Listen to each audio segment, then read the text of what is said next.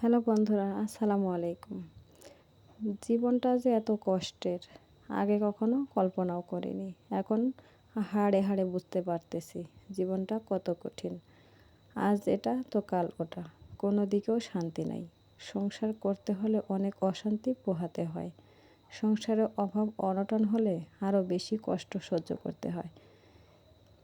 থেকেই মনে হয় ব্যবসা বাণিজ্য ভালো চলতেছে, টাকা পয়সার কোনো সমস্যা নেই। আবার কিছুদিন পরেই এমন সমস্যা হয় কল্পনাও করা যায় না। মনে হয় 3 বেলা খাওয়ার পরিবর্তে 1 বেলাও জোটে না। আসলে কিভাবে এরকম হয়, কেন হয় কিছুই বুঝতে পারি না। 5 ওয়াক্ত নামাজ আদায় করি, ঈমান আমলের সাথে চলার চেষ্টা করি, তারপরেও কেন এরকম হয়। ইদানিং দেখেছি প্রায় সংসারে এই অভাব অনটন লেগেই আছে, কিন্তু কেন? আল্লাহ তাআলা কি কোনো রকমের পরীক্ষা নিচ্ছেন আমাদেরকে? আল্লাহ যেটা ভালো বোঝেন সেটাই তো করেন। এই কষ্টের মধ্যে দিয়ে কি ভালো কিছু আশা করা যায়? তাও জানি না। তবে আল্লাহর কাছে এটাই প্রার্থনা, যদি আমরা ভুল করে থাকি শুধরানোর চেষ্টা করতে হবে।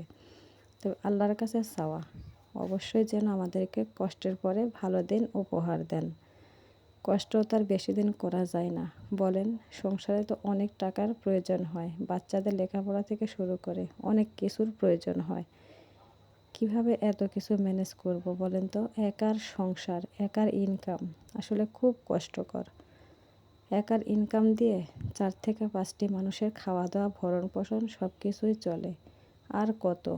একার পক্ষে সম্ভব হয়ে উঠতেছে না। তবে আল্লাহর কাছে প্রার্থনা, আল্লাহ তাআলা যেন হেফাজত করেন শয়তানের ধোঁকা থেকে।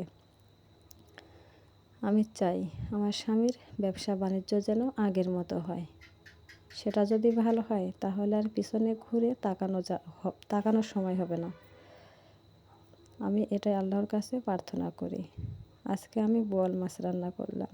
কিভাবে রান্না করতেছি দেখলেন তো? অল্প মশলা দিয়ে এভাবে বোয়াল মাছ ভুনা করবেন, দেখবেন কতটা টেস্টি হয়।